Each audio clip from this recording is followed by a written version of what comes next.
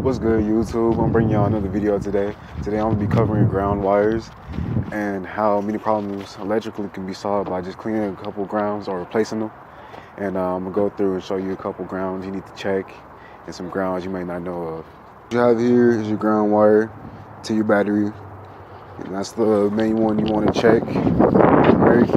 So the one I had on the truck looked like this on both ends, and it was causing problems with the starter.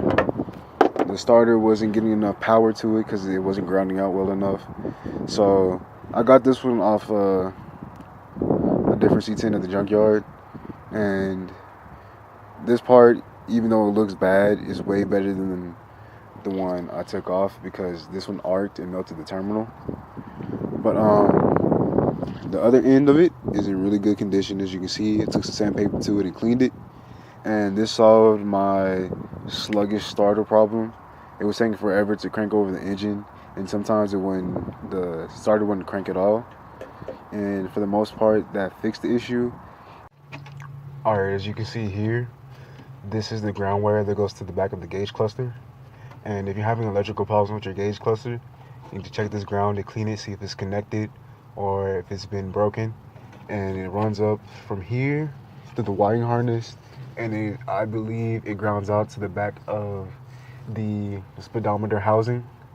I don't know, I have to check again, but that ground wire right there should solve some of your electrical problems going to your dash. And the ground wire is located right here next to the emergency brake. All you got to do is reach your hand up straight past it, and there should be a black wire hanging down, and it's not too hard to find. Another problem that can be solved by cleaning the ground is this fuel gauge, right? So there's a ground that connects to the fuel sending unit. So if you're not getting a reading off of this and it's dead, or you're not getting fuel to the engine, even though the gas tank is there and you know the pump and everything works, there is a ground on the cross member, which I'm gonna show you here once I crawl under the vehicle. But if you clean that, it should solve your problem with there not being a reading or you're not getting any fuel. If not, you have another problem you need to solve.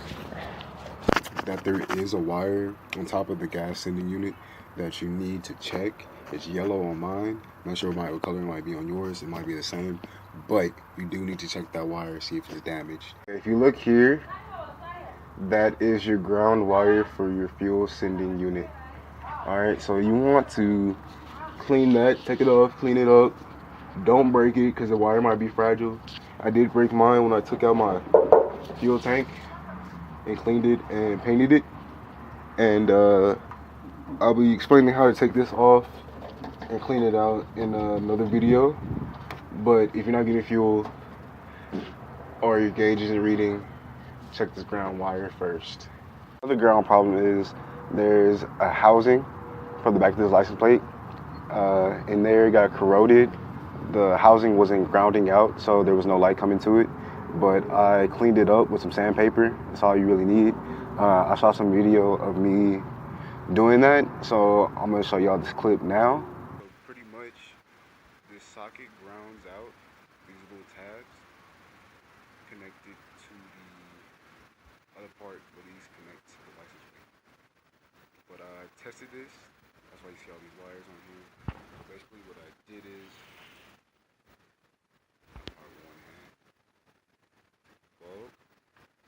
I installed it into here, pretty much like that, and I took this wire, some extra copper wire, and I wrapped it around the little tabs for the ground, and I just connected it to the battery, and it worked. This little old bulb worked, but I did clean it off too. It was kind of corroded.